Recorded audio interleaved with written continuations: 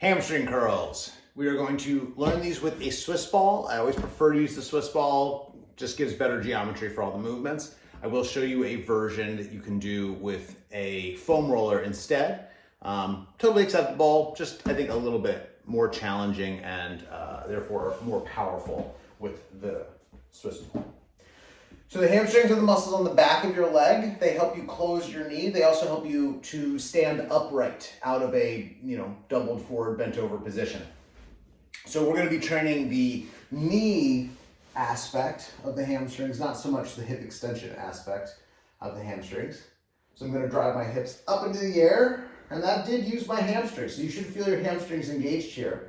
Start with your feet on top of the ball, pulled in pretty close to the butt. You should feel some work happening here in the hamstrings as well. I'm going to keep my hips forward as I extend my legs out.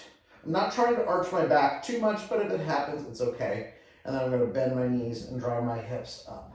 So you can see my whole body is really not changing shape. From nipples to knees, I'm basically one flat, consistent shape. And I'm just flexing at that knee joint to create the pull through the hamstrings. Try and get both hamstrings really feeling activated. Go for about 10, 12 reps at most if you're new to it, and go as high as you want if you're feeling more advanced. So that's our hamstring roll with the Swiss ball, but also achievable with a foam roller. Again, just not quite the same range of motion, but the same deal here.